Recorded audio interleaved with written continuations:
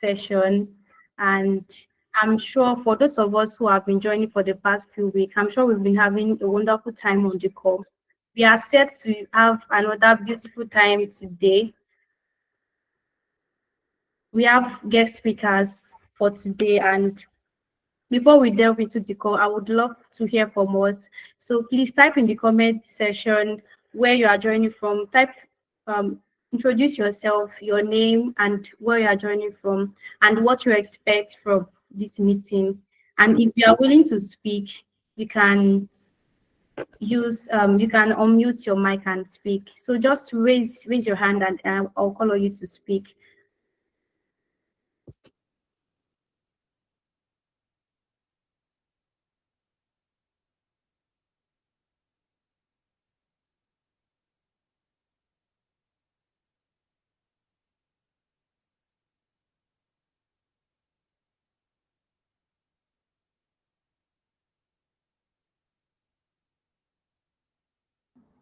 Can everyone hear Damilola? We'd like to get to know those who are joining in and where they're joining in from. So we'd like to hear some voices. So if you would like to tell us where you're joining in from today and what you expect to get out of this session, please use the raise hand button and respond to the question. Thank you. Hello, good afternoon, everyone. Can you all hear me? Yes, we can hear you. All right, my name is Tolani and I'm joining from Lagos. I would like to know how best to approach my essay questions. Thank you. Thank you very much. Apply. Okay, so thank you very much. Can we have another person introduce him or herself? Okay, so there is Faith in the comment section. Faith Ifunaya.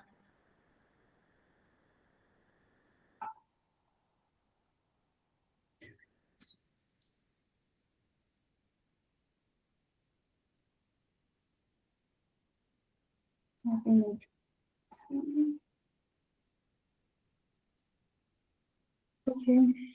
So there's Faith Ifunaya joining from Nigeria, and she would love to gain insights on how to answer essay questions using their prompts. Hi Faith, welcome. I'm sure all your expectations will be met today and beyond. There is also Gamma from Ghana. Ghana from Ghana. Wonderful. It's nice meeting you. Hi Gamma, welcome. So Gamma wants to know how to go about his essay questions and how to focus his team. Thank you very much, Gamma. Thank you. Who else? Okay, there's Modesta Joseph raising her hand. Modesta, please go ahead. Hi. To introduce yourself. Modesta Joseph. I'm joining from Tanzania, Dar es Salaam, Tanzania, and I think I have the same question like everyone else on the essays. Yeah, thank you.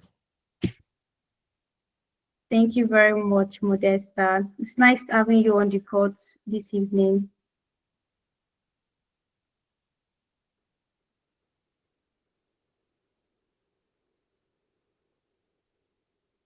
So there is also Chukwemeka is joining from Nigeria and would like to gain insights on how to answer the essay prompts and learn from you lead. Of course, thank you very much, Chukwemeka. Of course, you learn from you lead. You learn from our wonderful speakers that are set to answer our questions and also enlighten us on how to write our essay prompts. Thank you very much, Chukwemeka. Can we have other people introduce themselves? Tell us your name, where you are joining from, and what you expect to gain from this session. There is also Gloria from Abuja, and she would like to gain insights on how best to answer our essay questions. Thank you very much, Gloria. Thank you very much. I'm sure your expectations will be met. There is also Sunday Agbai from Nigeria, and you'll be glad to learn and understand how best to approach his essays in accordance to Chevening themes. according to the theme set by Chevening. Thank you very much, Sonny. Yeah, thank you very much, Sonny. It's nice having you here on the call this evening. Okay, so if you still want to introduce yourself, you can drop it comment section. Okay, there is Chinyere and there is Francis. As Francis is asking a question, I'm sure it will be answered on later. So right now we'll be moving on to answer the questions that were dropped on Thursday. For those of us on the group, we usually have a question and answer session on Thursdays where we ask our questions and then we get responses from our leaders at ULEAD. So now we'll be having those questions answered. So I'm encouraging us to pay from attention, listen carefully.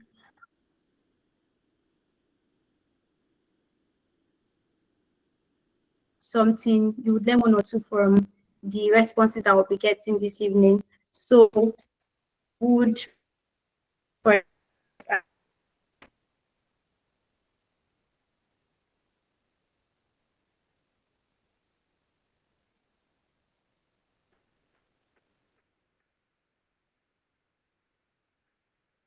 Can everyone hear Damilola, please? So I can't No, hear her. I I thought it think was my she's network. frozen.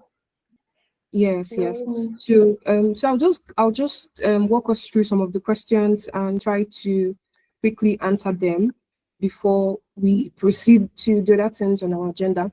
So the first question that we had was considering that Chevening scholarship recipients are expected to resume their academic programs by September next year, when is the best time to start applying to the universities and courses I'm interested in so I can align with Chevening timelines? Now, I think Chevening timelines and school timelines, it's not always the same because most schools would open applications after Chevening has already closed, right? Chevening will close on 7th of October and most schools will begin, open up for admissions for the 2026-2027 session by October, right? And some would even run till May, June, depending on the school and the course. Some courses are really hot cakes, so they will even close by December. So the most important thing when applying for Chevening, it's different for different scholarships, is that you should just focus. We always advise people to focus on writing their essays first. Write your essays first. When you're done with writing your essays, you can now go ahead to apply to your universities. The timelines don't clash. And there's also like a follow-up question that comes to my mind is, some people will say, would Chevening require me to have like an unconditional offer at the time of interviews, and all those kind of questions that might actually arise from similar conversations, right? The answer is no. Chevening does not mandate that you'd have an unconditional offer at the time of interviews, which is usually maybe February or March the next year. So the most important thing for you to do now is to focus on applying for your Chevening scholarship and ensure that the schools that you're selecting as your 3 choices are schools that you've researched and you're very sure about them and you're very confident about them, and you've researched the courses and you're sure that you meet the criteria of these courses, so that when you apply to these courses or you meet the eligibility, because you cannot, for instance, some courses will require you, maybe you want to go and do something that has to do with data modeling and AI, and they require you to show some evidence of work and stuff like that, and you don't have it, right? And then you go ahead and choose that course.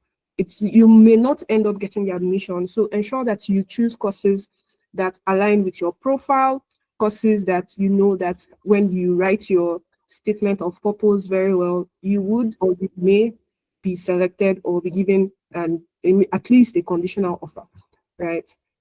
So that's the first. So someone said, since the word count for Chevening has reduced to 300, we have a lot of Chevening questions. This is the second question.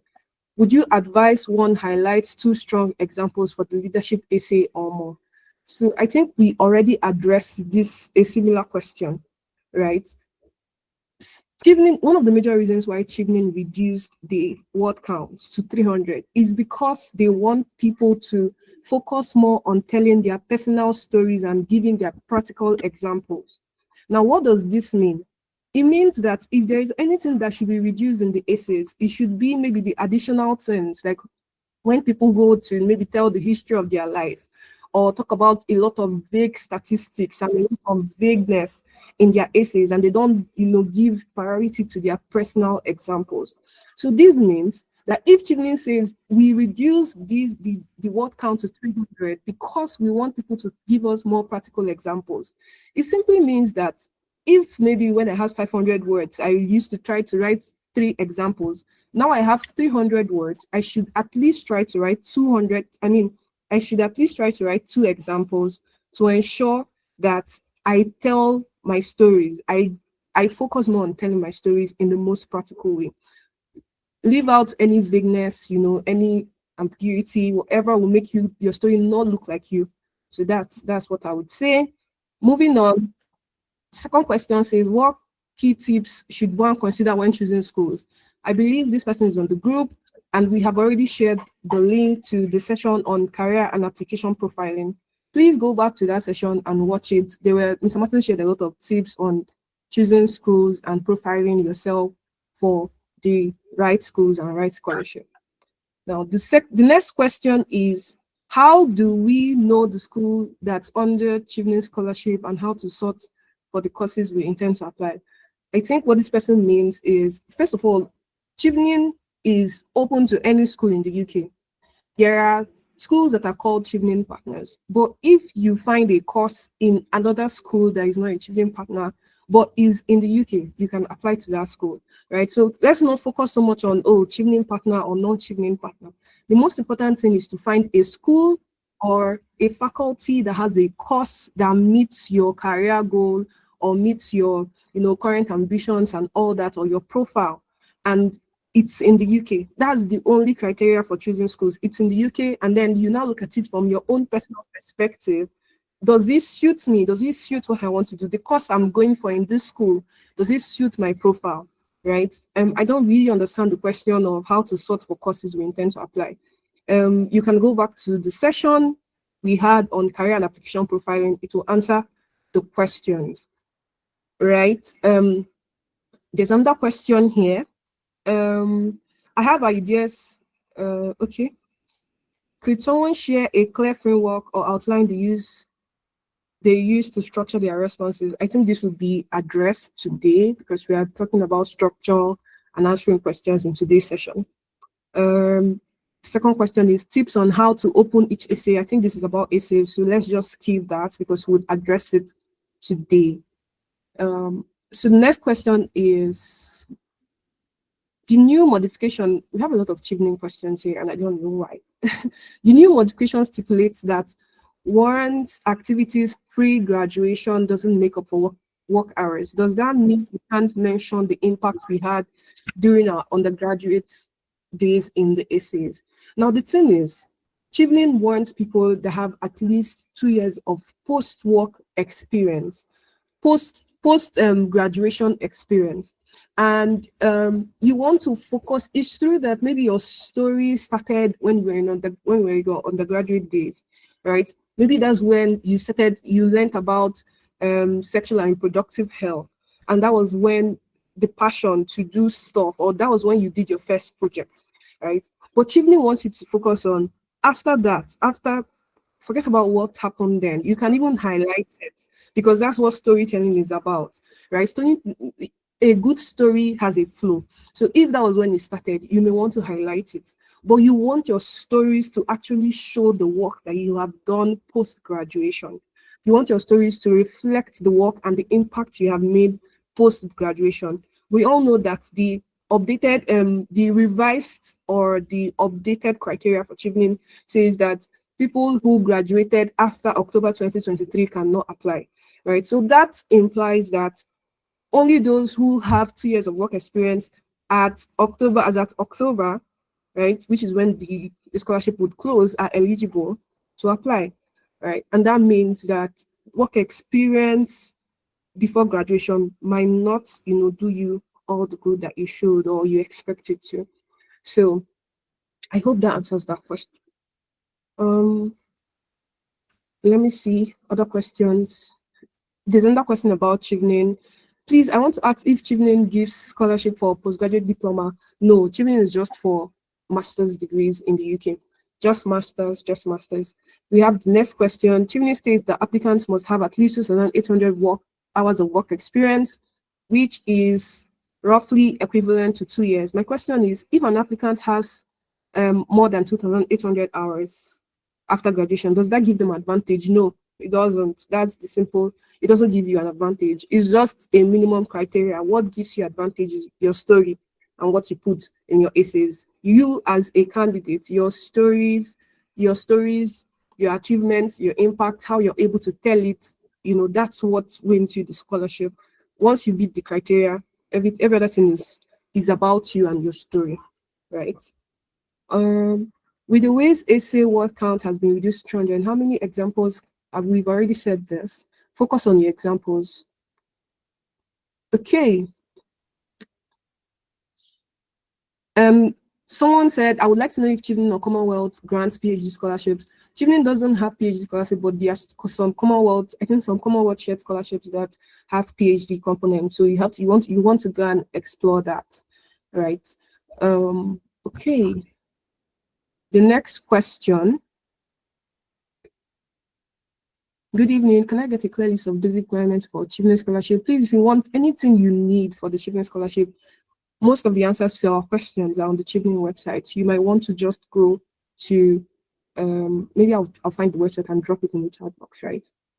Go to the Chevening website, go to the FAQs, read them, understand them. Some of these answers are already there, right? There's another question, the basic requirements for school on a general level and how to apply to most schools. I think this is a very general question that a little research can do and can help you out in answering. So somebody asked, for example, in the leadership essay, I think this is about Chevening too. If I write that in my previous job, I have led a group of people to carry out a certain project and so on, coming down to relationship essay, can I move on? Can I move over to my current job? Okay, I think this person might actually be mixing it up. So when in the leadership essay, right? Leadership is about leadership. It's about what stories are you telling? It's about answering the question. So what does the question say? Oh, how have you demonstrated leadership? So if you want to tell a story of how you demonstrated leadership in your previous work, your current work, your future work, however you want to demonstrate it, you go ahead and demonstrate it. Moving on to the relationship essay. How have you built and maintained? Okay, this is the previous question, but let me use it because that's what's in my head. How do you build and maintain relationships? If you have built and maintained relationships in your current work, in your previous work, in your future work, whatever, the most important thing is to answer the question, when doesn't like the work, whether it's now or from the past, it doesn't matter. Most important thing is to answer the question with your examples, right? There's another component I have heard, or I can continue with the chain of thought. Okay, I think this person is trying to say that, oh, should he have a flow or stuff? Your essays, when we talk about flow and clarity in essays, what we mean is, first, you should have a team. That's the number one thing. You should have a team. And maybe you want your stories to be interconnected. So if, for example, I know this is not the same for everybody, but if, for example, you in your leadership essay, you said, oh, I did this project, let's say Youth Strive project in Abuja, Nigeria. And, this is what I did, this is how I demonstrated leadership, and this was the result.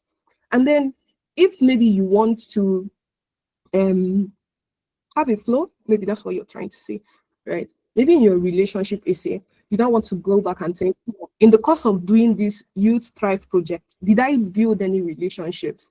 Did I use any of my previous relationships? Not really use, but did anybody that I had built and maintained relationship with play an important role in this my project? How can I tell this story? How can I tell how I built and maintained this relationship that actually helped this project? So when the person sees you thrive in leadership and comes again to relationship building and says you thrive again, there's like a connection, but it's not like that for everybody. But if you can, then you should, right? So somebody's asking if the Chevening Scholarship covers accommodation. Yes, Chevening Scholarship is a fully funded scholarship, right? So there's a question around how you can link your chosen UK course with your country's development priorities. So the first step is to first identify what your country's development priorities are. And I don't want to speak so much on this because we have a session today with the Chevening Program Officer, and I'm sure she'll answer a lot of these questions too.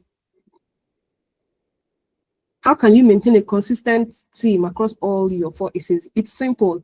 If you're talking about climate change, let it be climate change leadership, climate change relationship building, climate change career plan, everything has to be. Don't go from talking about climate change to sexual and reproductive health or to maybe agriculture.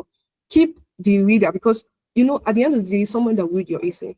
So the person doesn't want to be like, oh, this guy is very passionate about climate change. And then the person gets to a part of the essay and the person's like, agriculture, public health, like there is a lot. I know that as human beings, we are allowed to have multiple passions, right? You can be passionate about a lot of things.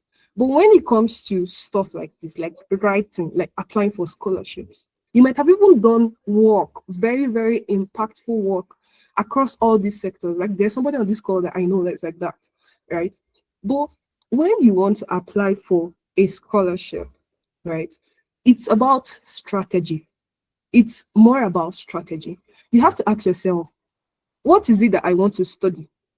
What is it for me at this point? I've done agriculture, I've done all these things. I have work to show for it. But what is it for me now?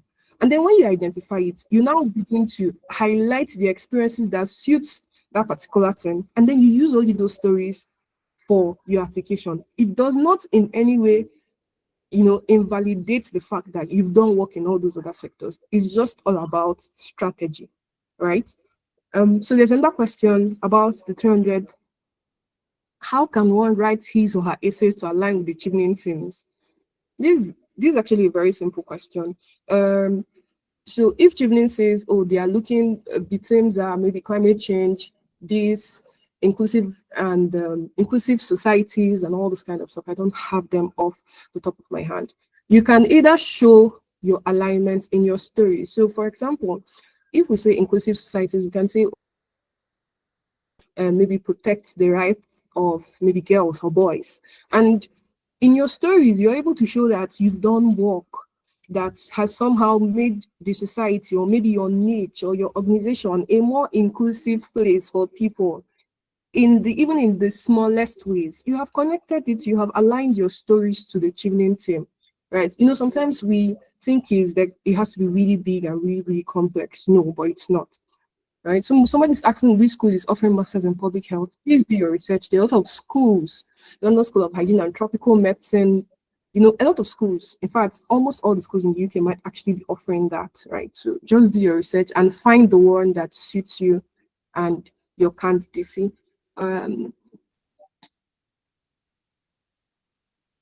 So someone is asking, being an extension agent promoting carbon farming to smallholder farmers, what are the possible ways to structure my leadership? Okay, so this will be answered today, right? Which regions are you advising us to go if your course?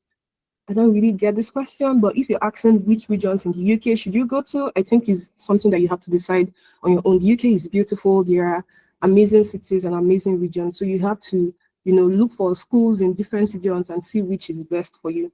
For instance, if you decide to go to like Scotland, there's always this thing about the place being very cold and all those kind of stuff and the weather being harsh and stuff like that. So if you're not into that kind of place, that you have to find schools. If you don't want to, okay, let me stop here so that I don't bore us. All right. Thank you. Thank you very much, everyone.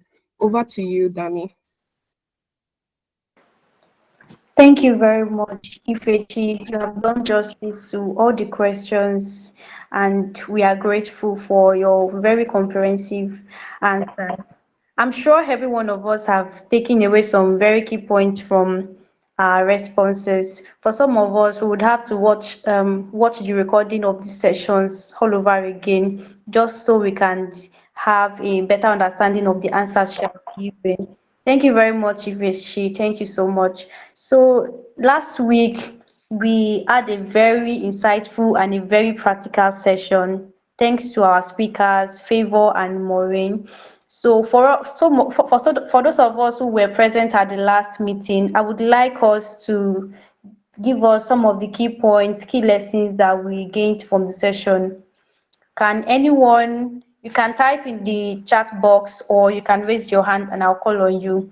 Tell us something you learned from the session last week and how you've applied it, or even if you've not applied it, just tell us what you learned from the session last week. Anyone?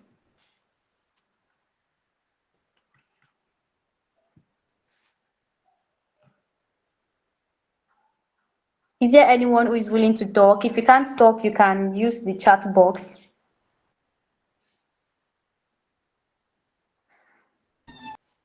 If anyone does not talk, don't bring up our speakers for the day. Don't bring up Munira. Munira should go and be eating fried rice this afternoon because she's supposed to be in a hotel. I support this. Exactly. Okay, can we have someone speak so So we we can can continue with the session today? Anyone? There is no right or wrong answer. Just share what you learned or any key points that you gained from the session. Okay, thank you very much, Toko. Please, you have the floor. Hey, can you hear me? Yes, we can. Yeah, so my name is Tokzen Windo from Malawi. So last week it Hi. was about a statement of purpose and motivation. So what I learned from the topic is that whenever we are trying to write a statement of purpose, we should make the story personal and we should also try to align it as much as to what the university is doing and also what the program is and the courses that they are offering. So every statement of purpose is different because you're always trying to align it to the university and your goals and motivations in life. The motivations that are making you apply for that particular course. Yeah, so please, Mike, that's what I learned last week. Thank you. Thank you very much, Toko, for sharing your insights with us. Thank you for sharing what you learned last week with us. Thank you very much. I'm glad you had some very key knowledge that you gained from the session. So Chukwuemeka also said that last week was very insightful and that the speaker walked us through the process of writing a good statement of purpose by using an insightful example of an essay to demonstrate this. Yes, yes. Last week was very practical. We had live essay review. We had a live essay review where we reviewed an essay and it was very, very insightful. Thank you very much, Toko. Thank you very much, Chukwemeka, for your responses. Is there anyone willing to talk before we move on with the session today? Okay, can we have Precious speak?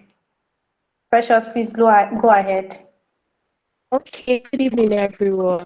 So just like good evening, Dami, good evening, Fechi, and Mr. Martin. So just like Toko said, we focused last week's session was on SOP, that's our statement of purpose. Okay, so the two speakers actually taught us how to write SOPs that actually show that okay, we have um, a reason for applying to the school, to show the school that okay, these are our reasons for applying and this is why I feel that your school is the best place to help me achieve that reason.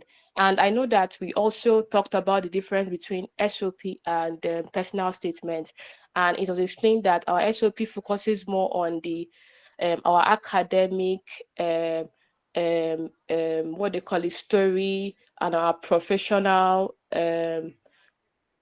our what they call it, our career goal. Yes, profession, that's what SOP focuses more on, while the personal statement focuses more on showing your character and telling more of your personal story.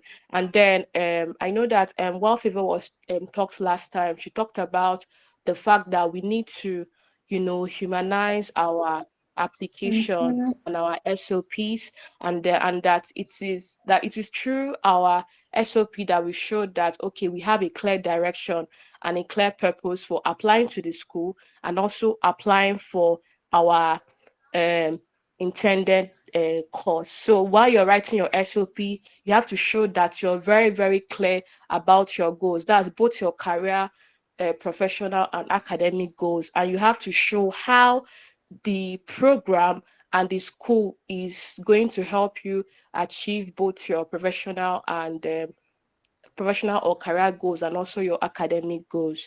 So you have to show them that this school and this course aligns to your professional and career goals. So that's what I learned. And then I know that we also talked about, the structure. She talked about the introduction, the body and the content of both the introduction, and she also made mention of the fact that the introduction is what will actually decide whether the person reading it will go to the body. So your introduction has to have a hook that will also make the person reading your SOP to continue reading, and it also has to connect to the body of the AC or the SOP.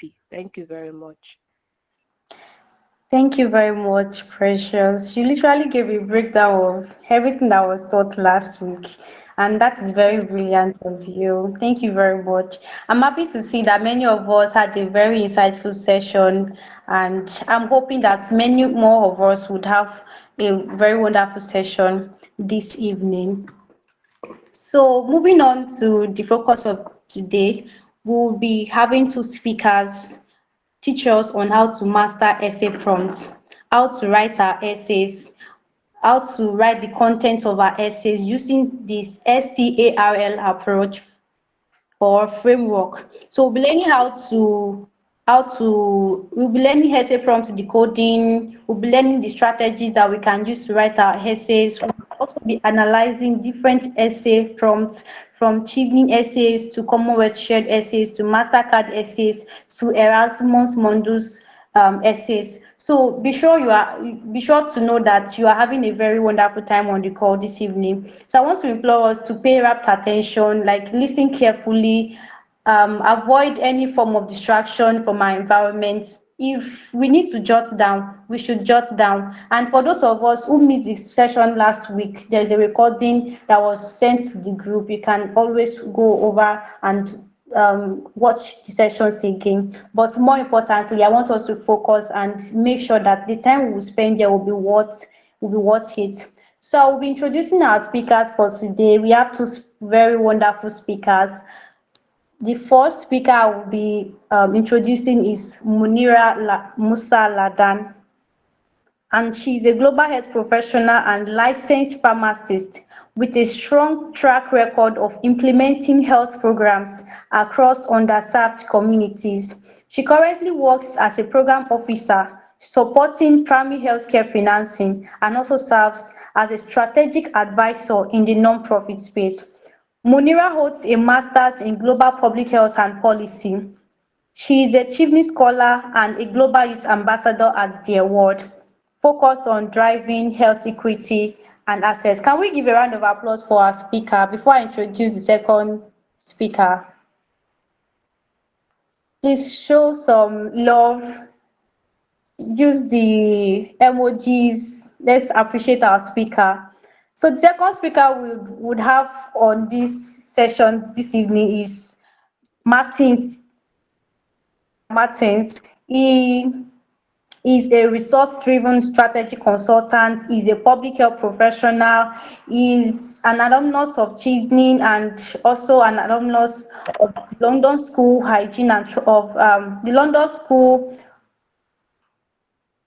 of Hygiene and Tropical Medicine, and is also the founder of ULEAD International, where Global Wins is birthed from. So with a round of applause, with an online emoji round of applause, can we appreciate these two speakers as we have them today? Munira and Mr. Martins, over to you.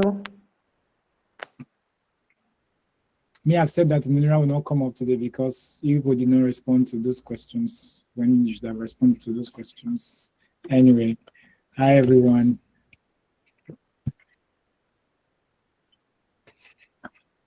Can everyone hear me? Yes, we can hear you. Yes. Okay. Okay, Munira can come up now. Munira, Don't please hear you. don't hide anymore. It's time for us to come. Hello, hi everyone. Unfortunately, I'm not able to turn on my camera today. I'm so sorry about that. That's fine. Yeah. I think you're going first, right? You know, I think we could do it together. Depends on how you want to do it. So I have slides, examples, and also we could write together live. So depends. Okay. Let's go with how you want to do it. You're the leader, so let's go. All right. Everyone, Munira is going to tell us how to write properly, and she's going to walk us through how to write. We're going both of us are going to like chip in into how to write, and then we're going to write live on this call. We write because of time. We can't write Chevening, Commonwealth, and then Erasmus essays, but we can write maybe just the first two, maybe the new Chevening, and then also the Commonwealth. For us, it's quite challenging, but it's exciting. It's the kind of things that Munira and I like to do. So without wasting much time, let me see if I can share my screen quickly. In just a moment.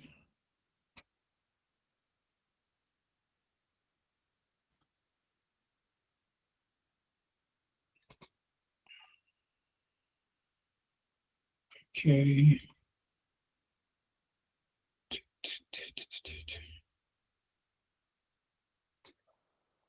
All right.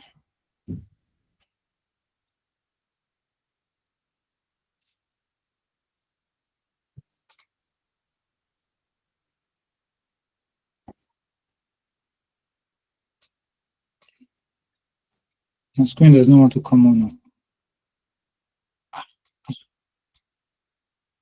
Okay.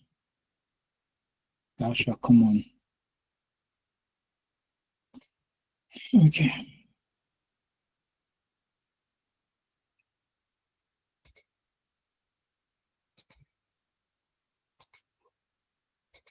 Can everyone see my screen?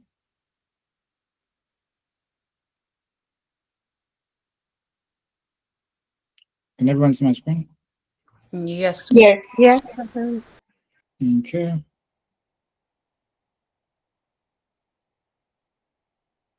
All right. Please tell me what you can see because I'm not sure if you can still see my screen. I can Welcome see to a the welcome to the scholarship scholarship bootcamp. bootcamp. Okay, great. So today's session is pretty much straightforward. We're pressed for time. I think we have about an hour 17 minutes technically before our next session. So we'll be running you through three key things: mechanics of writing essays, then we'll demonstrate how to write essays. So I will talk about the mechanics of writing. Munira will talk about writing essays, and then both of us will talk about how to actually write the essay. We will demonstrate the essay. So we don't have so much slides because we don't have energy to be talking too much. First, one time, I think it was 2007, I read a book called Writers Inc. I was forming a wannabe writer. I was writing poem, writing drama. I read the book called Writers Inc. I think there's still a copy of it in major libraries. I think you can even get it online. It's an amazing book if you want to learn how to write properly. It said, the very first page of that book said, writing is mind traveling, destination is unknown, right? But however, I think personally that essay and academic writing is not mind traveling and destination unknown, right? Essay and academic writing are assessment tools. They show how critical you are in your thinking. They show if you've grown. They show if you can present a proper argument. And so that is why there are tools for selecting who gets a scholarship or who doesn't. That's why there are tools for selecting who wins an award and who doesn't. That's why there are tools for selecting who gets a PhD and who doesn't. That's why there are tools for selecting who wins a proposal and who doesn't, right? Munira will tell you that if you're in the non-profit space, you have to apply for a lot of grants. You have to apply for all of these things. Now, the ability to write critically, the ability to think critically, is a demonstration of an assessment. So whether you get it or you don't get it, it's not whether you are nice or not nice. It's not about your kindness or your nature. It's about your skill. So it's a very strong and important skill.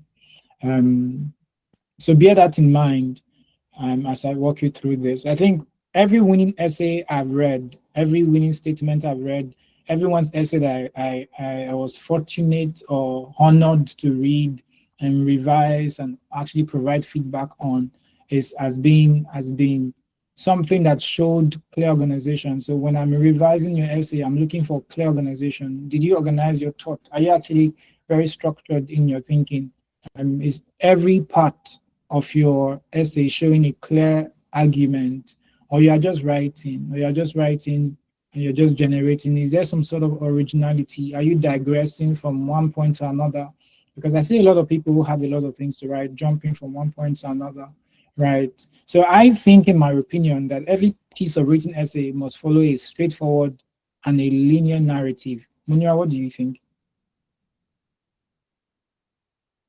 Sorry, I was trying to unmute myself. Absolutely. I mean, you have to have a structure. I mean, it's easier if you do have a structure, and having a structure makes it easy to gather your thoughts, as Martins has said.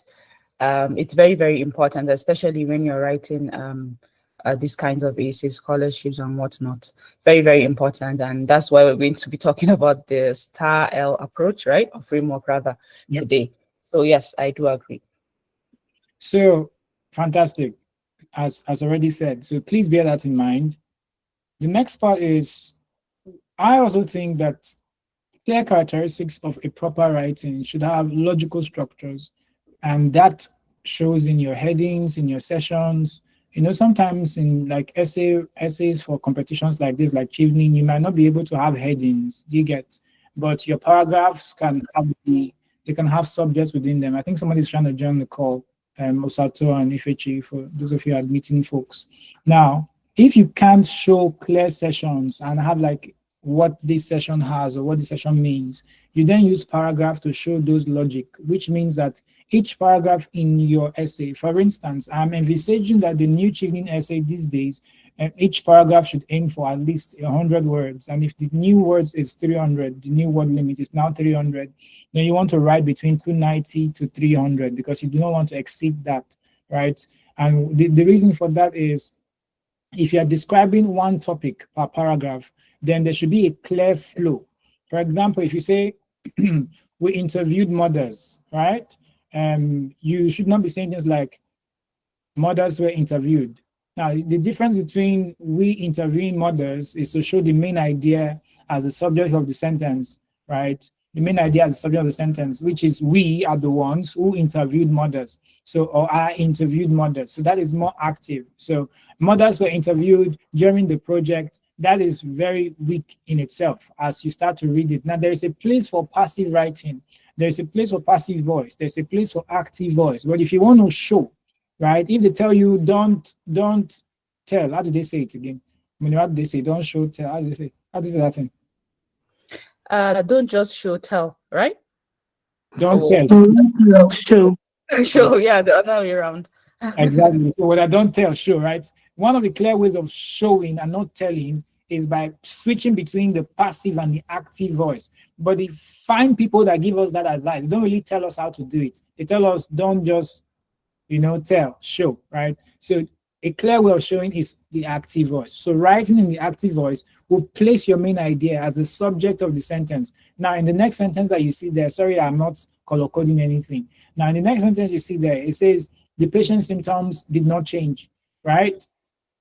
Not the patient showed no change in symptoms. The patient showed no change in symptoms. It's not like that sentence is not correct. It's just helping you see the main idea clearly. If you read the second sentence, you can see the main idea, that the main idea here is the patient's symptoms and the fact that it did not change, right? The patient showed no change in symptoms already weakens how that sentence is coming off, right? So the last thing you want to think about in a clear writing pattern is your style. So in summary, I believe that a winning essay should be very focused on the prompt. It should be prompt centered, right?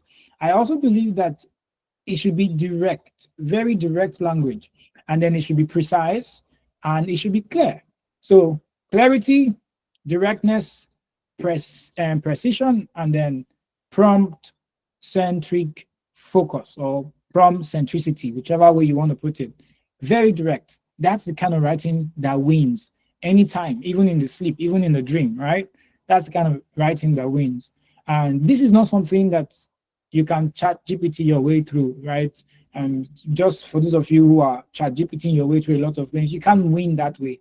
Train yourself to learn this thing because it will show up in your life. It will show up in your future, all right? That being said, the next slide, okay, the previous slide. The previous slide is to do the 4 things I said: precision, directness, and prompt centricity. You take words and then form sentences and then put them in paragraphs and then show how everything is coherent and then put that into a particular session. So sometimes we are not able to tell people what it means when we say your essay does not have coherence, right? If I say your essay is not coherent, right, it means I'm trying to say that if I read your essay, the sentences that are supposed to support your argument are not logical. They are not flowing together. They are not connected by the same issue. For instance, your idea is climate change and its impact on vaccine programs. Climate change and its impact on vaccine programs across LMICs. Sorry, we work in development space. Now, climate change and its impact on vaccine programs is a subject. It's already a theme in itself. But if the topic sentence is every 1.5 degrees Celsius rise in temperature increases by 22% preterm risk for mothers and pregnant women in LMICs, right? What you're trying to show there as the topic sentence is the risk posed by extreme weather event, right? And so the next sentence that should follow that should be very connected. Now, that is coherence. It is the connection of your thoughts by the supporting sentence that brings coherence into the things that you write. Where an essay lacks coherence, right, the essay can be interesting, your story can be good, but it will not scale, okay? And then unity. Unity is that there should be one main idea in a paragraph. Unity should be that there should be one main idea in a paragraph. Every other idea that comes up in the paragraph should support the main idea, right? So if I stick the main idea in the topic sentence, then each and every supporting sentence should be a development of that idea. The loss of, how do I describe this? Let's say the loss of economic positions in Nigeria. If the loss of economic positions in Nigeria is my topic sentence, every sentence I make after that should build on that. I can say since 2015, we have continued to double our debt ratio annually, as supported by research with the IMF 2023, stated in blah, blah, blah, blah, blah, blah. And the next one says that from the purchasing power to the price of inflation, all of these things I'm saying from my brain, right? From the purchasing power to the price of inflation, this is how this has resulted in crippling Nigeria's once booming economy, where the naira to dollar exchange rate has gone from 300 naira per dollar to 1,675 naira per dollar, blah, blah, blah. I am building out the idea and the topic sentence, right? So from taking your words to taking your sentence, please remember your sentences and your paragraphs should have unity and coherence. This is one thing you should not forget. If you get your team correctly, ensure that everything you are saying is connected, right? So you can go and take a look at these resources, OWL Purdue resource. You can also take a look at essay writing by Donald Asher for more. We don't have time for that. So now this is the question. And before we go straight into this question, Munira is going to tell you how to use the context, I think context, action, results, and learning. That's the CAR framework. And then situation, task, action, result, and learning, the STARL framework. So Munira can talk about that, and then we'll go straight into writing. That's all the slides that I have. Thank you for coming to my TED Talk. Over to you, Munira.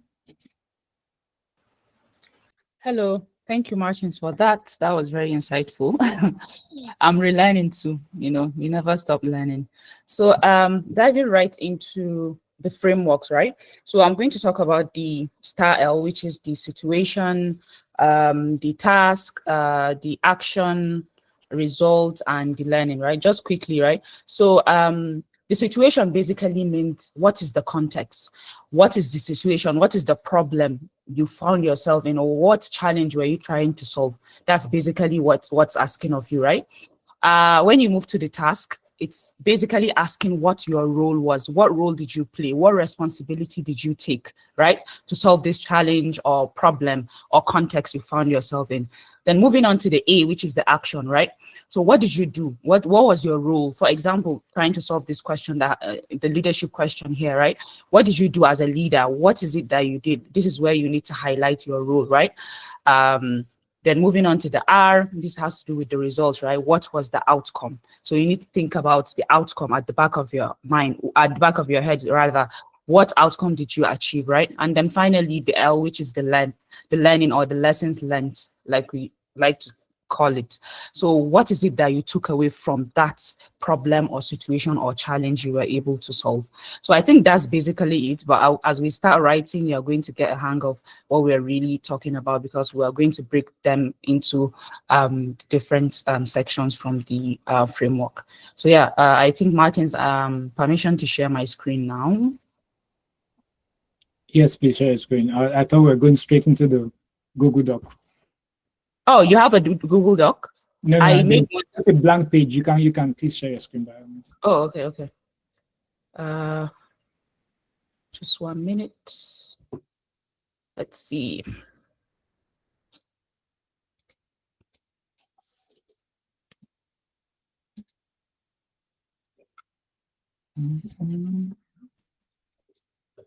If you're still here, give us thumbs up so we can know that you have not abandoned us yet. Okay, I'm just trying to copy the prompt just to give us some reference. Okay, still trying to. Okay, let's see if I can share now. Let me know if you can see my screen. Okay, not yet though.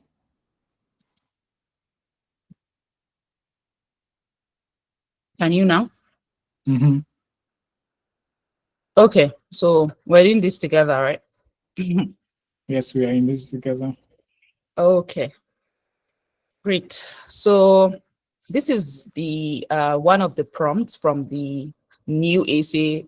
Well, somewhat new, right? It's a bit different from what restructured. Yeah, it's been restructured. And if you ask me, I think it makes it easier, because they are telling you exactly what they want you to answer in the question, exactly. Right? Yeah, it's easier to work with, honestly, because when we wrote our essays, it was just a question, and it wasn't broken down into this mini questions for you to actually gather your thoughts. And so I think it's 300 words, right?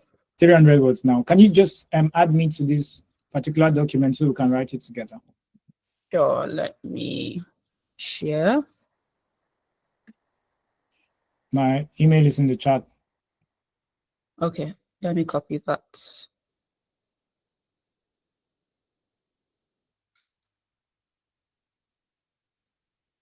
Copy.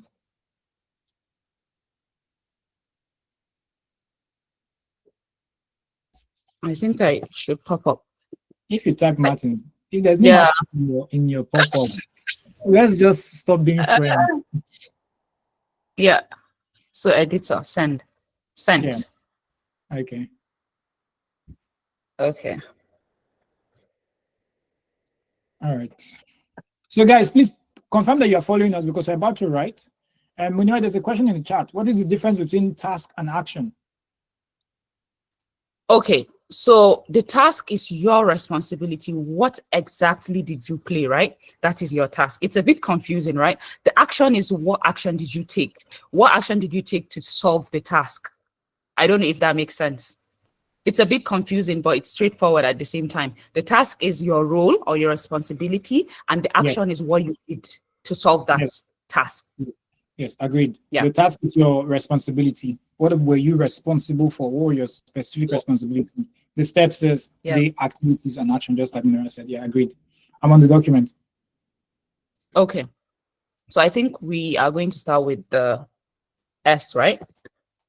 Yes, but so for context, so imagine that we were writing this essay. Who's going? Okay, well, imagine we're writing this essay as describe a time when you demonstrated leadership in your answer, and we are following a particular step before we get to write in the framework. So you want to understand first what exactly is this question. So what should you do before you start writing, right? Before you start writing, you should analyze the question, right? Yep. Analyze the question. So what is he asking for? Describe a time. So get your keywords right. The first one is what? A time. Okay? A time.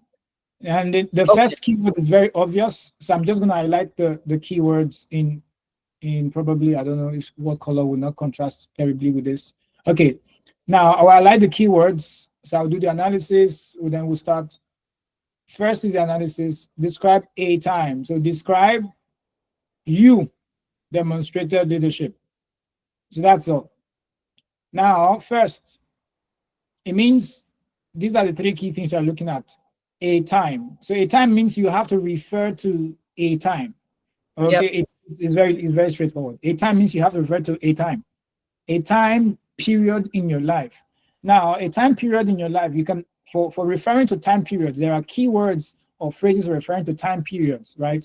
You should be thinking of since, you should be thinking of in, you should be thinking of, that's the first. So a time. So maybe we should be writing the analysis in the key as we go, right? So step one. Okay, let me start with the steps to write the essay. The first thing we'll be doing is steps to writing. Steps to writing. First is analyzing the question, right? Yep. What was the next step after we analyze question? Tying everything down. Tying everything down, which is basically like making a rough plan, where exactly am I writing? What am I putting, right? Just a rough plan. Let's call it rough plan. Rough plan to tie what? Everything down. Okay. After we've tied everything down, we've gotten like a sense of what exactly we're doing. We are researching what to write. So you research from your own life, like very important. Exactly. So you start to research from your own life. Which time period of my life am I writing from? This is the point where you pour out all the things that you've done. Okay, a time period of my life. So I think about my career in the last 9 years, or Munira thinks about her career in the last couple of years, and then we both are like, okay, a time when I started pad write initiative, right? That kind of stuff. So you're thinking of that time. So you're brainstorming, you're thinking of that time, and then let's say you've developed and you've done all your research, because the next step is your research, which is your thinking. Research, brainstorm, and gather your experiences. Just see at this point, pardon the cap locks and the Kiniko and the title case ish, right? Just focus on the process. That's a point that we need to highlight. You need to do a review, and this is when you check for grammar, punctuation, and all of that. Exactly. So after you've done the research, you draft the thing. Then step 5 is what? Review the thing. Review the thing. Okay. So you are reviewing the thing. That's when you now start. So these first 4 steps, we would basically, we have done the first analysis. So I think we can now go to STARL and walk them through the actual questions. So what contexts or challenge did you face? This doesn't even seem like, I think they already have given us a code. The code they want here is STARL. So first, what's the context or the challenge, right? So this is basically our situation or the context. We can use any of the frameworks, but it's basically the same thing. So I'll just be noting that while you're going.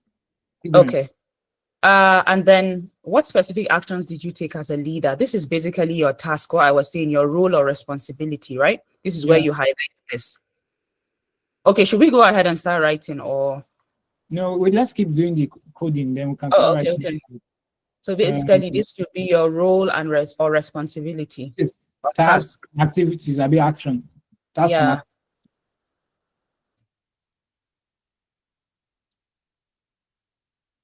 Okay.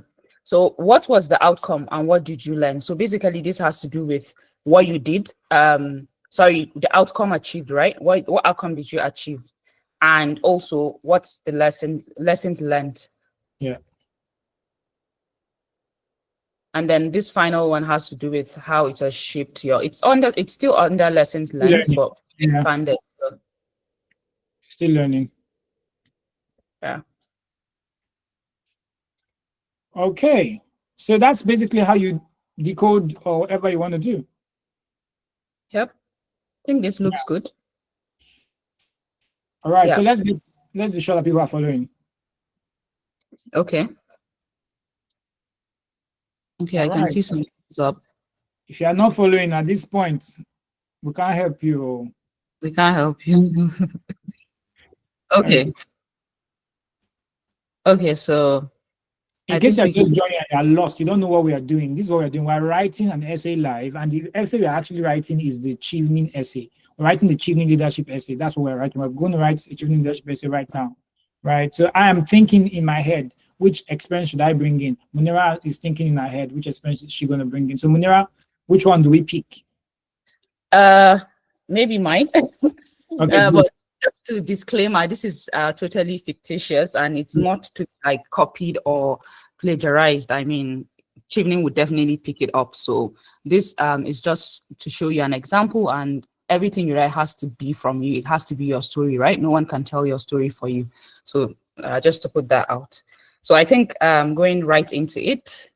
Okay, so I think you highlighted a very, very important thing from the beginning. You said describe a time. So I'm going to start my essay with a time, just to give context, right? This is very, very important in case this is you giving credibility for your story, right?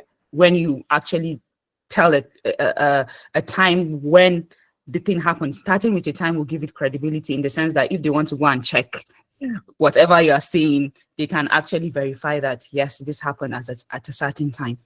Okay, so going into the draft, I would say in 2020, Martins, are you with me? I'm with you. I'm with you. Don't, you're not alone. So in 2020, right, while I was serving, let's say while serving in the farm, because I'm a pharmacist, I'm going to use the Pharmaceutical Society of Nigeria, right? Yep. Of Nigeria. You right? can be talking more like I'm typing, if that will help us. Or you Sorry? you can be talking more like I type. Yeah, it will make it easier. Yeah, thank you for that. So yeah, in 2020, while I was serving in the Pharmaceutical Society of Nigeria, right? The team, I would say the team struggled, let's say, to raise funds for our annual international conference.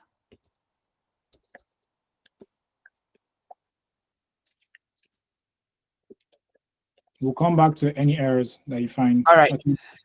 Okay, that will be full stop, right? Yep. Okay, so this is me giving, I've already given a context, right? So I'm going to like state what the challenge was or the problem was, right? So let's say by July of 2020 or by July, comma, I think we can leave it that way.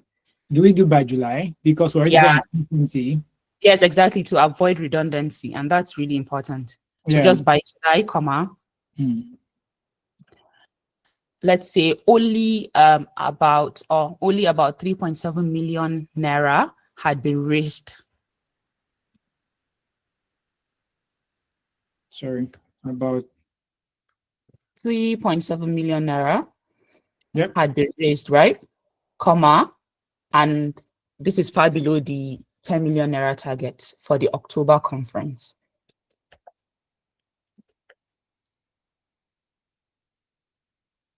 No, I mean, you shouldn't say this was below. After the has been raised, comma, far below the 10 million naira for the October conference, let's say.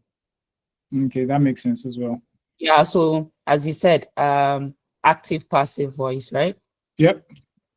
Okay. Okay, full stop.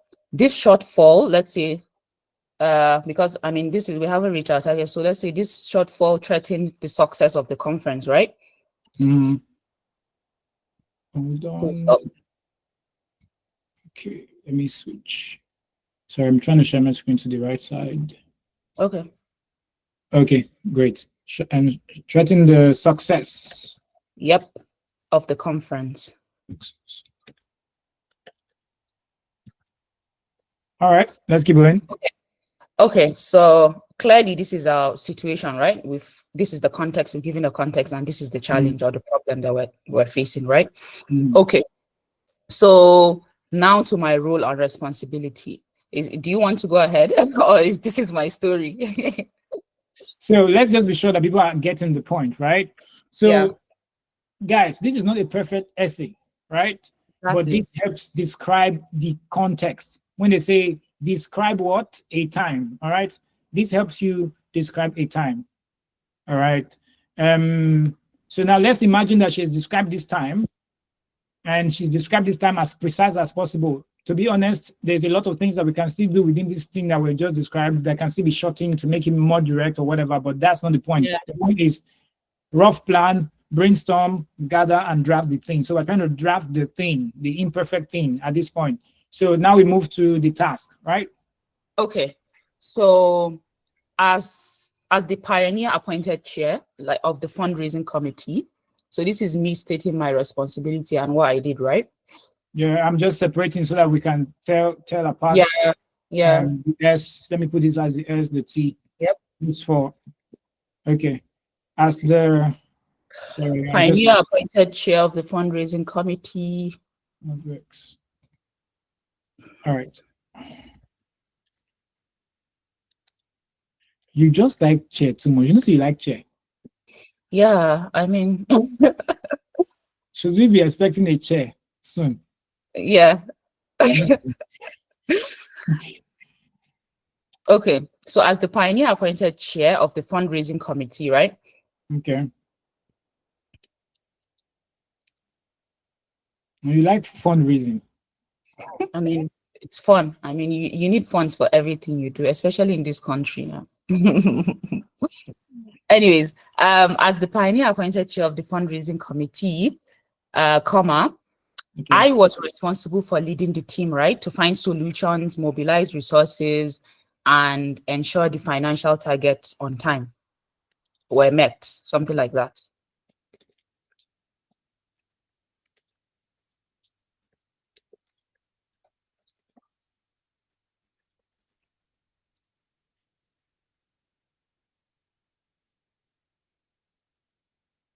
Okay.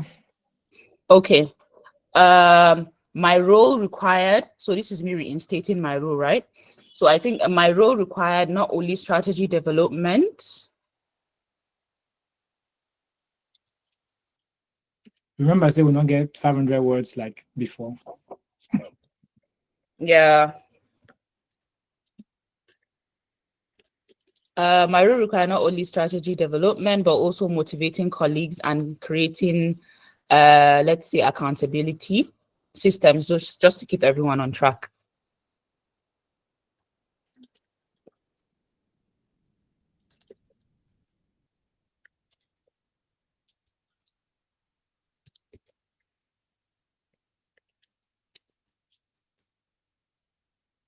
Okay, so let's move to action. All right. Okay. Guys, confirm you're still with us and you've not left us. So in drafting the thing, I'm just going to make a comment here. So technically, so that we don't have space on the screen. Okay. Action. Okay. So what I did was I coordinated, let's say, brainstorming sessions, right? So we can explore new strategies. And I led the team by example, right? In carrying out tasks. Is that making sense? If I need brainstorming sessions. So let's say I coordinated brainstorming sessions, right? To explore new strategies, led by example in carrying out my share of the task, right? And supported team members in also achieving their own task, if that makes sense.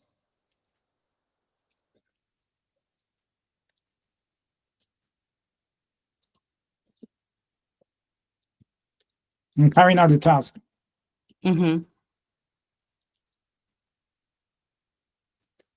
So I guided the team to approach, let's say, pharmaceutical companies, right? So with sponsorship proposals that included benefits they would get for participating in the conference, something like that, but you can shorten it down.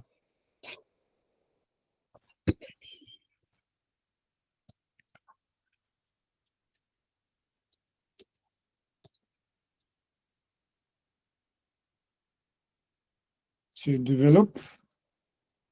Yeah, I guided to develop and approach pharmaceutical companies with, let's say, sponsorship proposals, right? And distribute 2-page proposals to pharmaceuticals across, let's just call it Kano State. Exactly.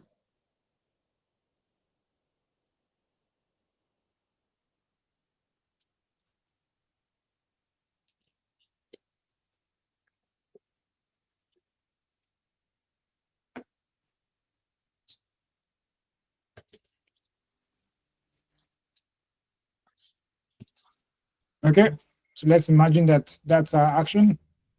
Yep. Let me just do you want to add something in action, or just go ahead? I think we'll keep going. You remember we're writing Commonwealth essay. Yeah. Okay. So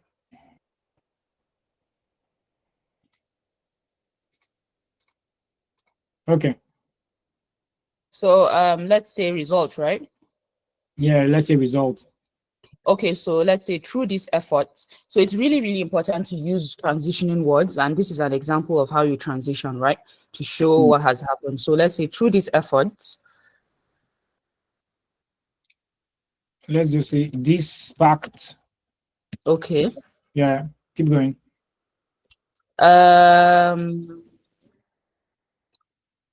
Okay, let's say we exceeded the target before the deadline or something like that. Okay. But if we're saying this sparked, what do you want to say? let me go with your thought, because you're the one thinking. I'll think more words. So through these efforts, or this effort, we exceeded the target before the deadline.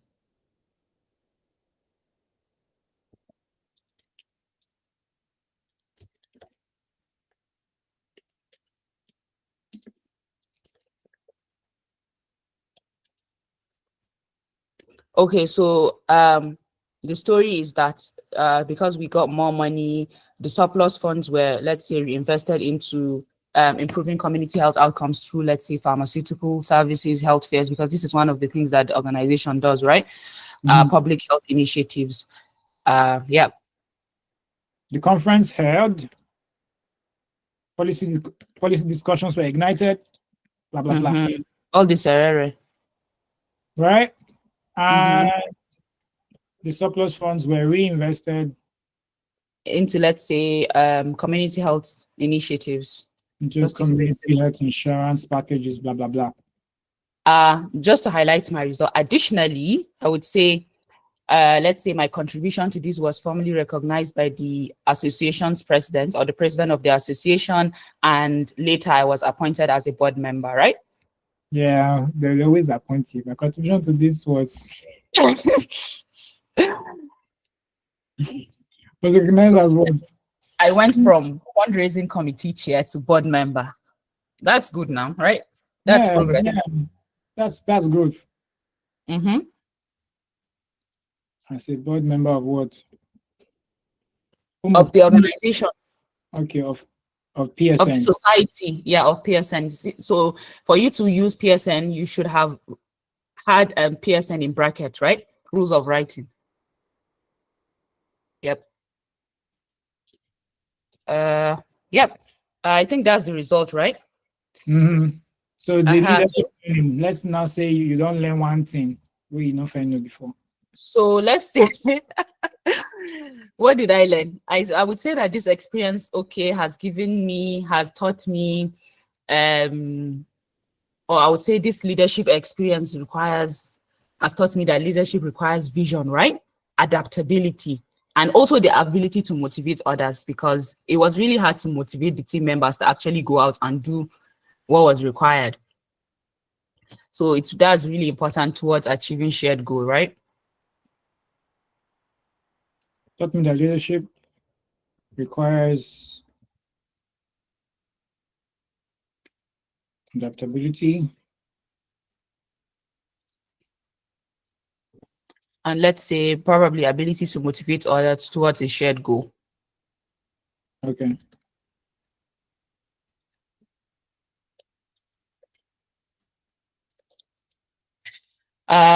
Just to close it out, I would say these lessons, they continue to shape my leadership approach, right? In professional and community settings, where I focus on inspiring collective action for impact. Just to show them that it's not that I did it one time. This is something that has shaped my approach, right? And I'm continually involved in what I'm doing. I'll stop at this. Okay. Yeah. So we have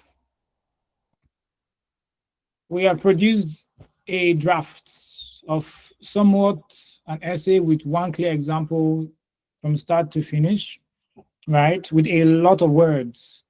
And this is one story that we then go back to the question to see if we answered the question correctly.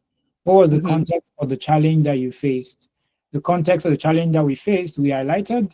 What actions did you take? Right? You can see clearly the actions. I coordinated brainstorming sessions to explore new strategies to get the fund, and led by example, I carried out the task. I gathered the team to develop and distribute a two-page proposal. So let's say 48 pharmaceutical companies. I'm just putting this here. In Kano State, right? Blah, blah, blah.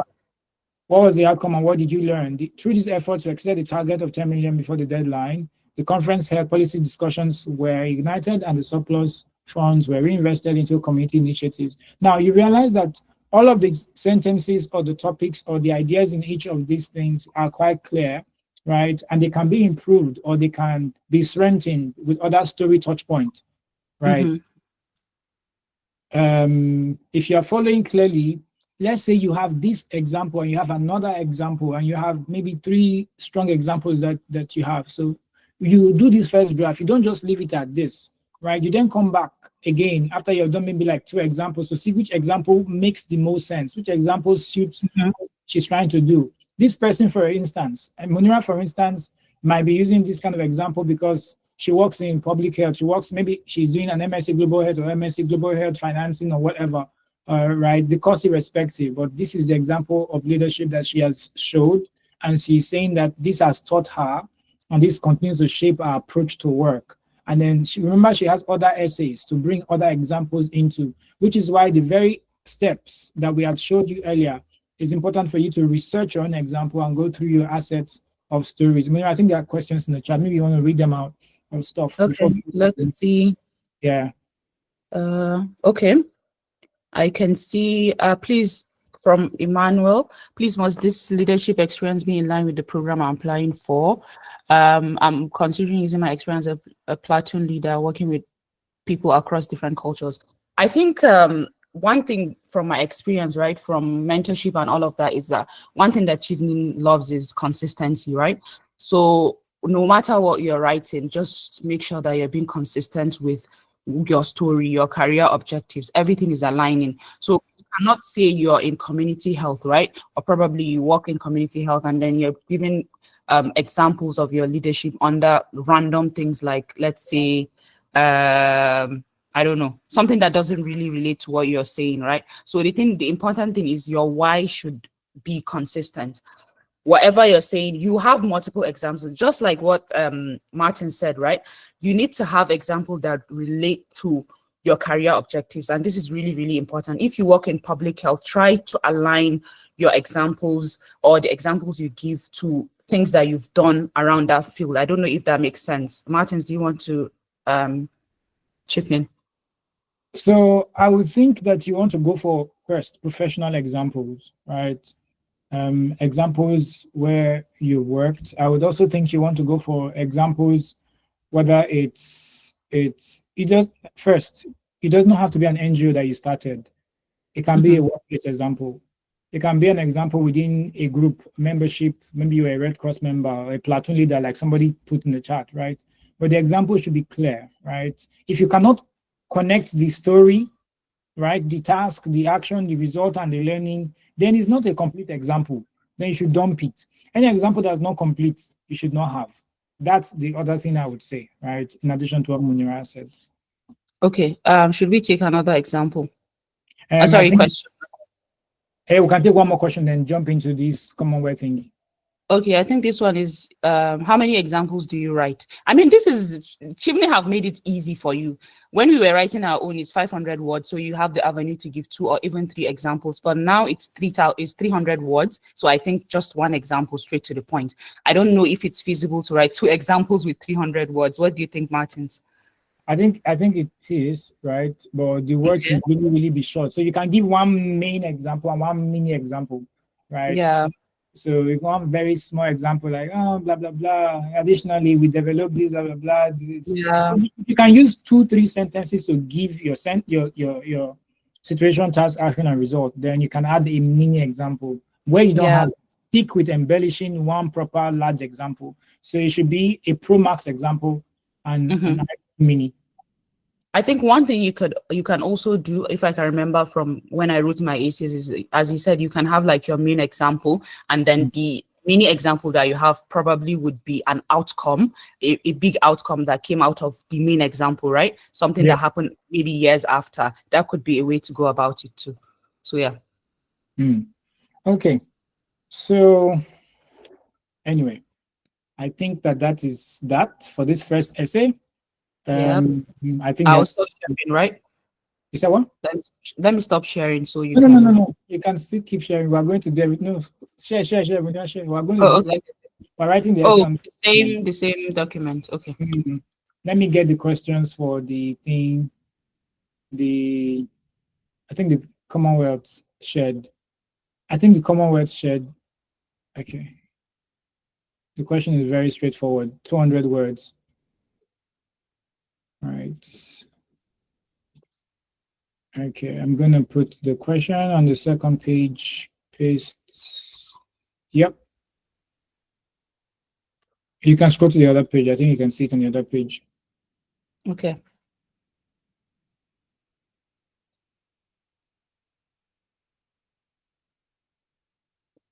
There are still more questions in the chat, to be honest.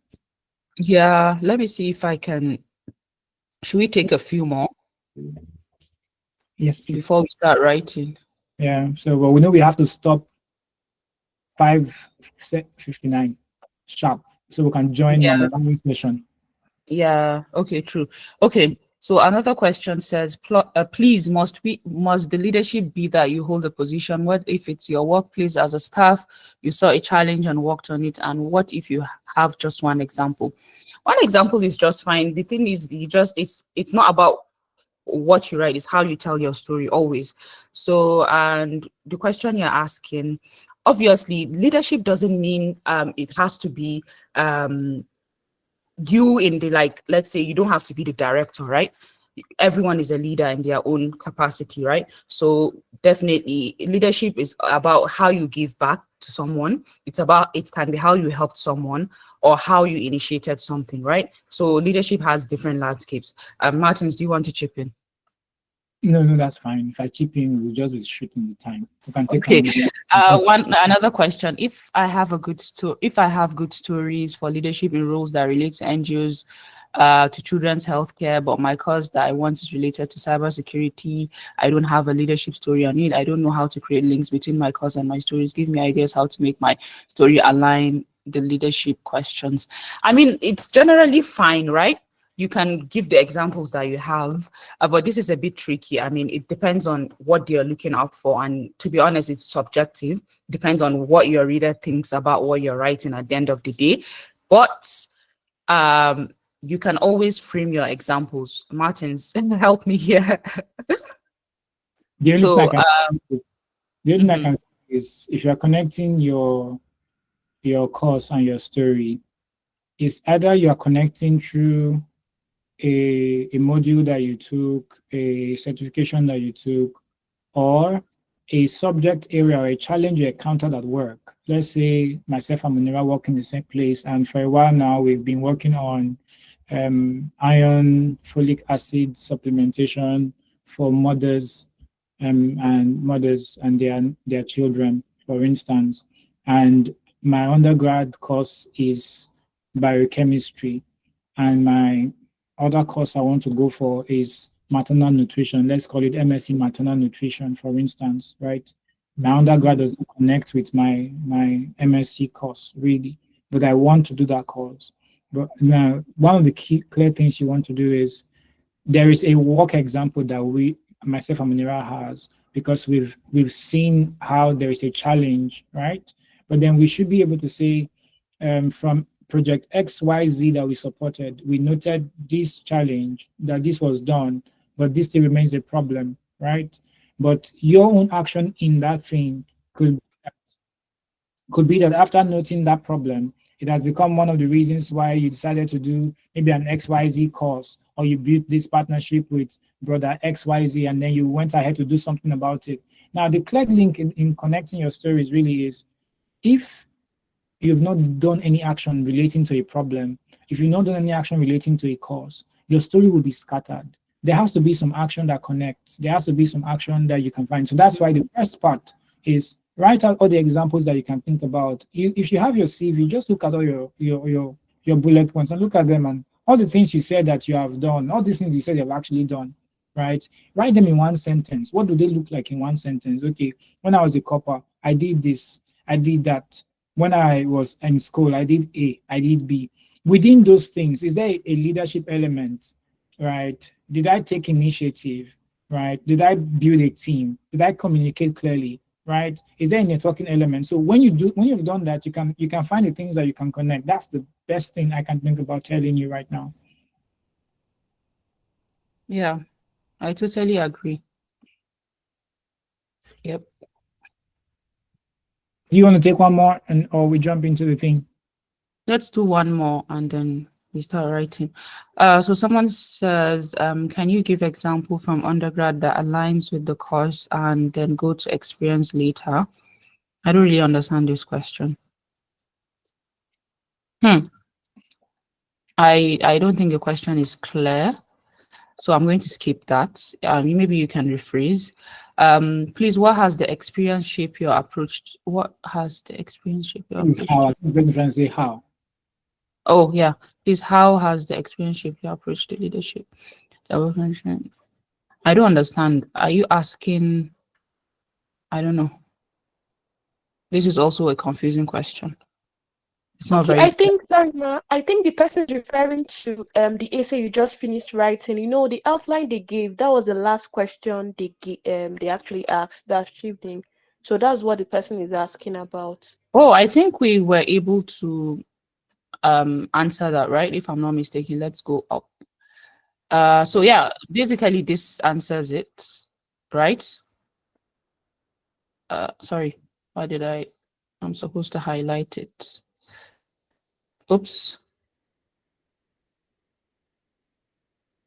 Yeah, I think this is the answer to that, right? This has taught me that leadership involves adaptability and motivating others. So this lesson continued to shape my approach to work. I mean, we didn't expand on it, right?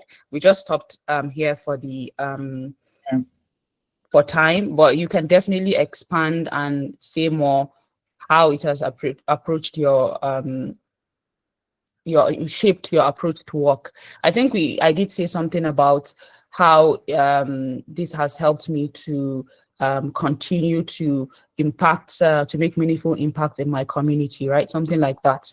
So yeah, but definitely you should relate it to your own story. Yeah, that's the beauty about this, right? And that is how you stand out. Are you writing, the question I always ask people is, are you writing something that is different? What are you writing in your essays that stands out, right?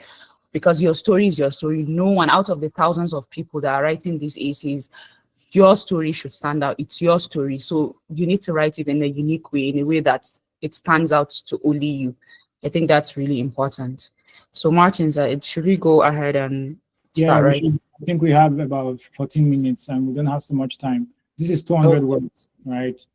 Yeah. I don't know if we can do 200, but we can just try our best. So guys, listen clearly. This is the second example and the final example for tonight. We hope that you've gotten one or two things. And really, this is about personal reflection. All of what we're trying to say to you is about personal reflections, about going over this session and putting in the work to your best capacity. And whereas you've done your best, then you can find someone to review your essays. And that's where the thing goes from there. Now, Commonwealth Scholarship in the UK, they are funded by the UK Foreign, Commonwealth and Development Office.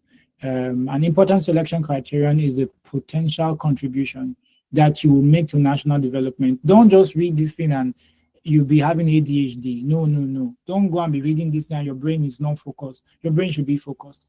They're already telling you the answer in the question. An important criterion is the potential contribution that you will make to international development if you are awarded a scholarship. Now, the question is, the person who is reading this, does the person even understand what international development is in the first place? You should not go and write or answer this question when you don't even know international development. It says, provide a development impact statement. It's clear. This is what they are asking for, right? In 4 parts, explain it 200 words. This is the reason why I love Commonwealth Scholarship. This is the same question they will ask if you're applying for PhD. Same question they will ask if you're applying for Commonwealth, Same question they will ask if you're applying for Commonwealth Share. It's the same question they will ask you. The same. They don't have another question. This is all they have. 200 words. So they have I think they have 11 of these prompts. You know, you write this, some of them 200, some of them 100, some of them blah. Yeah. So we're going to attempt to write something. I'm going to try and bring one example from my past, right? And write this. And then, whenever do you want to type while I talk? Yeah, sure. Okay, cool. You can even type together, so it depends. Now, the first thing here is how your proposed study relates to development issue at the global, national, and local level. Remember our step one. Our step one is decode the question, right? Development issues connected to your CSC, that is Commonwealth team, and the wider sector. How does that connect? So that's what you're thinking. So that's what the question is asking for. Let me shift my screen so I can see properly. So now this is what he's asking for. So I remember there was a time, right? In 2019 and 2020, right? When I got back to Abuja, I remember going to a head facility to go and collect some sort of data. And then I realized that that day, a woman also came in, and then she was in a wheelchair, and then they tried to move her, and then it was a mess, and then it was not something interesting. And then I realized that people that face disabilities actually have certain kinds of struggle. So now that's the kind of example I want to bring into this place. So now using what framework do we use? Same STAR or CAL? Which one? Let's use the other one now. Okay, no problem. So let's say we're using CAL, it's still context, right? So how does your proposed study relate to global development issues, at the global, national, and local levels? I will start with global, right? Global. I want to talk about disability, but I need to think about disability within the public health space from a global level, then to a national, then to a local level. So that's how we'll start. So globally, I think the first thing I would say is globally. Moon, are you writing? Oh, sorry. I'm enjoying my shawarma. God. Globally, persons disabilities, Persons with. disabilities. Mm-hmm. So the abbreviation for this is PWD. So we can just start it now. Yeah. PWD. Yeah, small It letter. was PLWD, but they said we shouldn't be addressing them as living. Yeah. Yeah. So it's PWD. Now, so persons with disabilities, they face systemic exclusion from healthcare. Right? They face systemic exclusion from healthcare, or they face systemic inequities. So systemic inequities. So from healthcare, you need to put healthcare. All right. Mm-hmm. Even reduce word count. You can even say they face healthcare inequities, blah, blah, blah. Depends. Right. Okay. Which is still be the same thing. So that's our first idea. Now, what does this result in? That's a comma. I think no, comma. The sentence is not complete because we have to make it complex. So undermining, yeah, undermining SDG 3 because they are asking for global level. So persons with disability within the healthcare falls under SDG 3, right?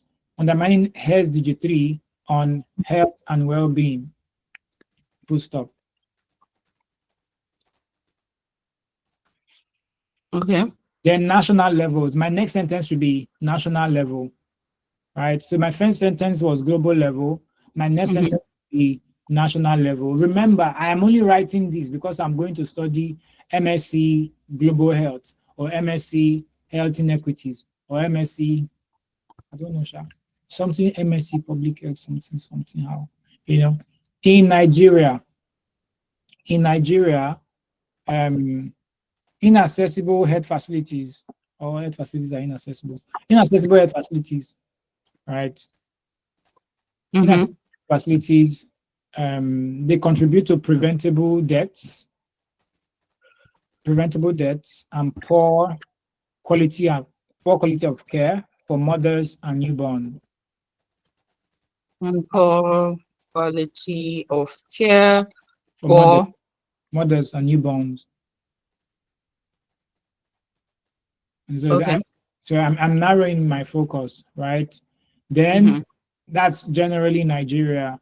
So inaccessible here means health facilities are not built with people who are living with disabilities in mind. That's what we mean by inaccessible. The next thing I want to now talk about the local level. So I can now say locally, right? Locally, primary health centers lack inclusive equipment and services. Equipment and services. Right? Yeah. So the last thing I want to say is my proposed study. Full stop. You can say full stop. I want to now bring my proposed study. So I think they've changed my course. My course is now MSc Global Health Practice. Okay. My MSc in Global Health Practice, right? MSc in Global Health Practice aligns with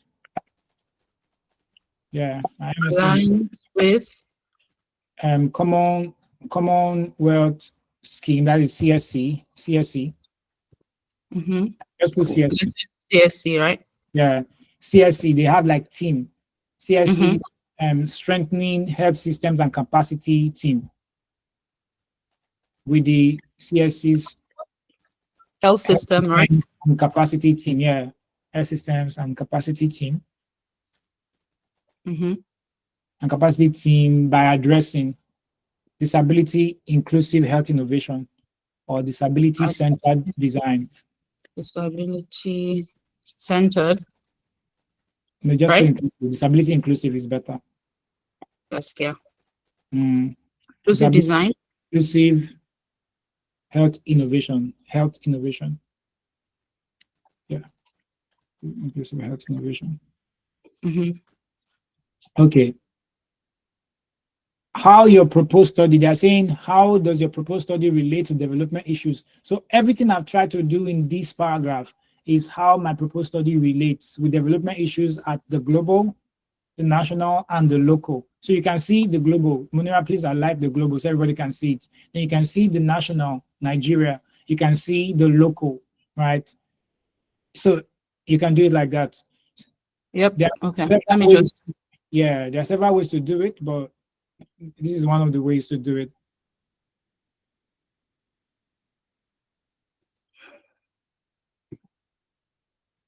Okay. Okay.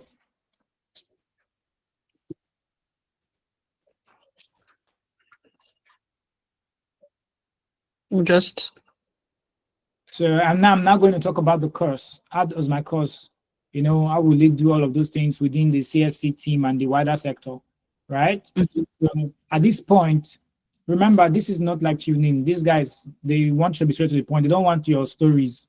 They want to be very straight to the point. Studying MSc in global health practice in the UK. Right. Studying MSc in global health practice. Global health practice. In the UK, right? Yeah, in the UK. Equip me. Sorry? Will equip me with expertise. We have 14 more minutes. I think in the UK, will equip with me expertise in implementation science, human-centered design, human-centered design, and participatory evaluation.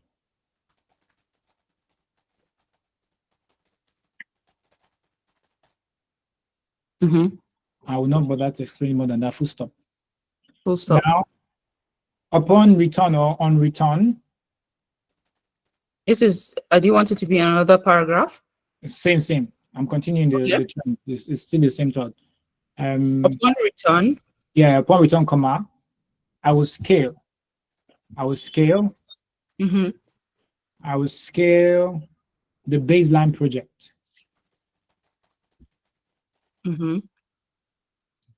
In partnership with the Ministry of Health and disability groups.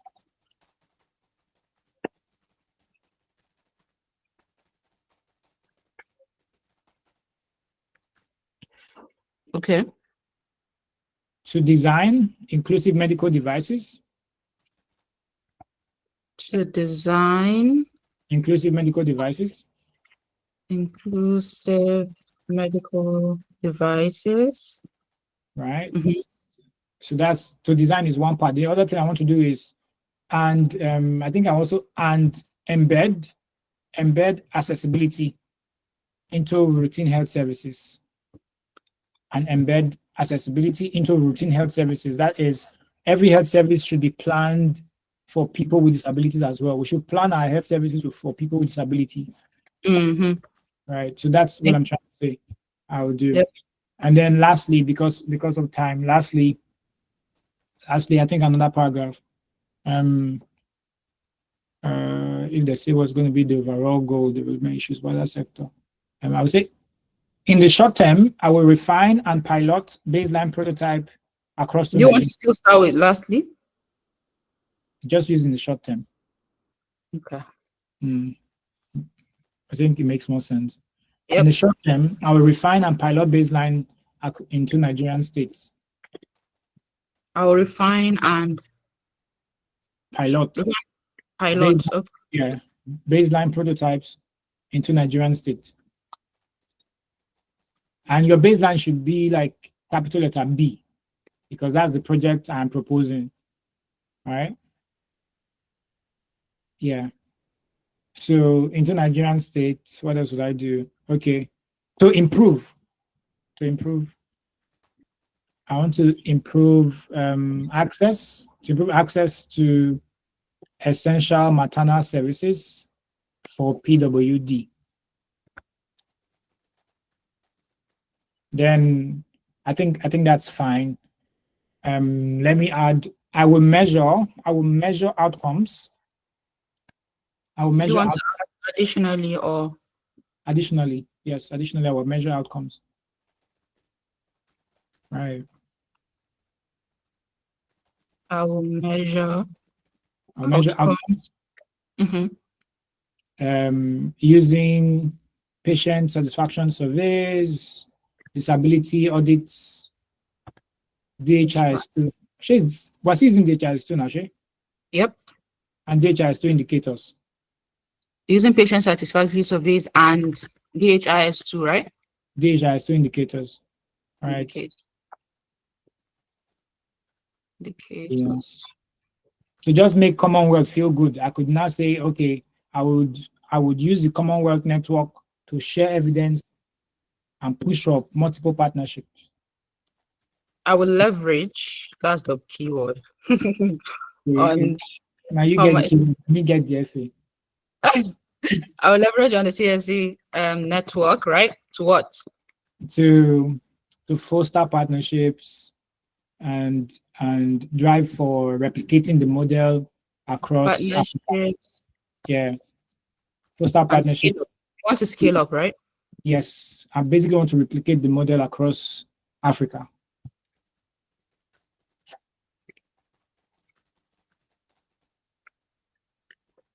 Across other African countries.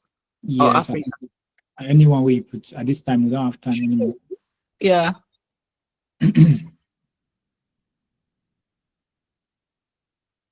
Now, this is an example of how you should answer this Commonwealth shared scholarship question, right? You should be very direct. The first two paragraphs responds to development issues at global national level, and then the first paragraph responds to the first option A. The second paragraph responds to question 2, development issues connected to the team and the wider sector. So I'm bringing the course. I'm now saying what the course will do, what I will get from the course, how I will use it, and what my goal will be. And this is how I connect everything.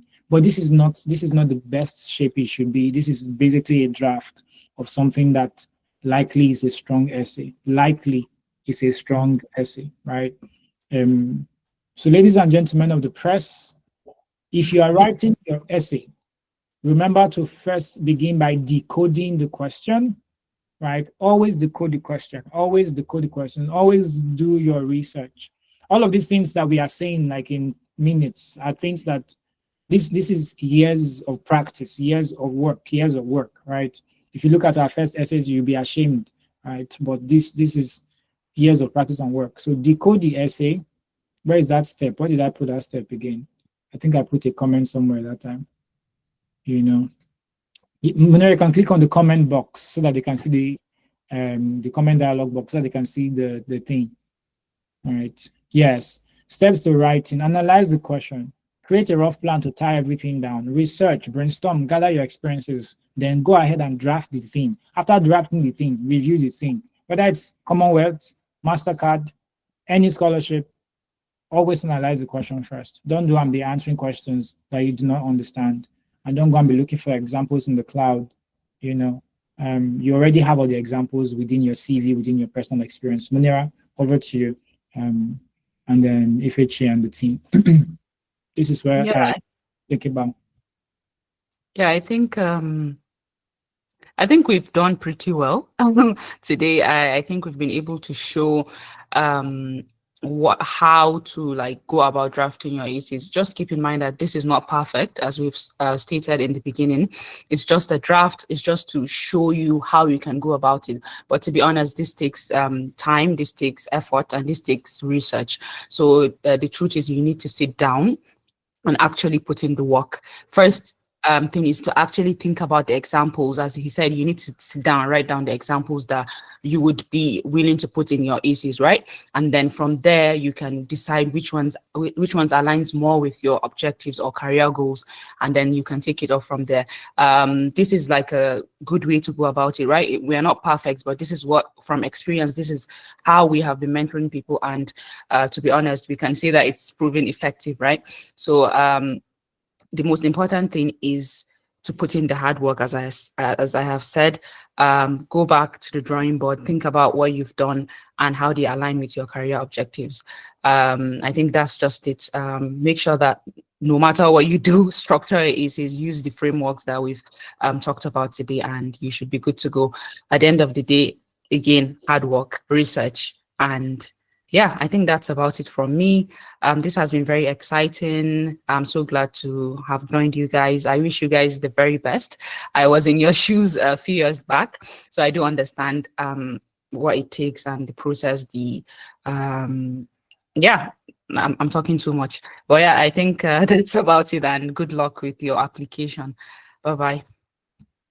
Over to the team. All right, guys, see you on the other session. This is where I leave you. Bye-bye. Thank you, Moon. We shall talk on the other end. All right, bye-bye.